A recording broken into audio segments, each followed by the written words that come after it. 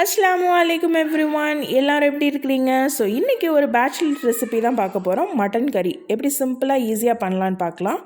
அதுக்கு ஒரு கடாயில் 6 டேபிள் ஸ்பூன் அளவுக்கு எண்ணெய் சேர்த்துக்கோங்க.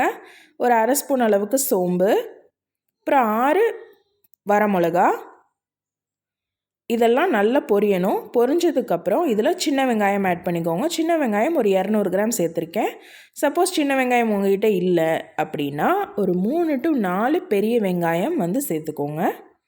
வெங்காயம் எவ்வளோக்கு எவ்வளோ சேர்க்குறீங்களோ அவ்வளோக்கு அவ்வளோ டேஸ்ட்டாக இருக்கும். ஸோ இது வந்து நல்ல ஒரு பிங்கிஷ் கலரில் ஆனதுக்கப்புறம் இதில் ஒரு 2 தக்காளி வந்து நம்ம ஆட் பண்ணிக்கலாம்.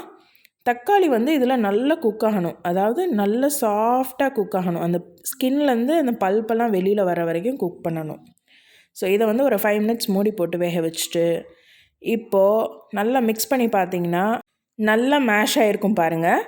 இப்போது இதில் மசாலா பொடியெலாம் ஆட் பண்ணிக்கலாம். ஒரு அரை ஸ்பூன் அளவுக்கு மஞ்சள்தூள், அரை ஸ்பூன் அளவுக்கு கரம் மசாலா, அப்புறம் 1 டேபிள் ஸ்பூன் அளவுக்கு நம்ம மல்லித்தூள் சேர்த்துக்கலாம். காரம் வந்து உங்களுக்கு அதிகமாக வேணும்னா சில்லி பவுடர் அதிகமாக சேர்த்துக்கோங்க. சப்போஸ் காரம் வந்து மைல்டாக வேணும் அப்படின்னா லாஸ்ட்டாக பெப்பர் பொடி சேர்த்துக்கோங்க. இப்போ தேவையான அளவு உப்பு போட்டு நல்லா அதை வந்து வதக்கி விட்டுறலாம்.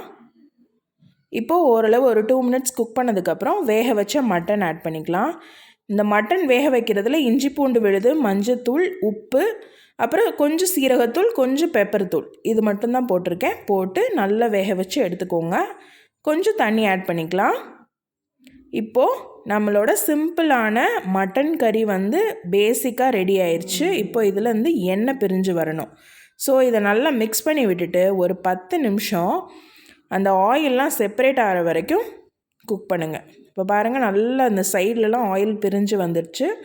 ஸோ பேசிக்கான மட்டன் கறி வந்து நம்மளுக்கு ரெடி ஆகிடுச்சு. ஸோ சட்டுன்னு பண்ணிடலாம். ஈஸியாக பரோட்டா, இடியாப்பம் எதுக்கு வேணாலும் அடித்து தூள் கலப்புங்க, செம்ம டேஸ்ட்டில் இருக்கும். உங்களுக்கு சப்போஸ் பெப்பர் காரம் பிடிக்கணுன்னா பெப்பர் சேர்த்துக்கோங்க. ஓகே, பாய்.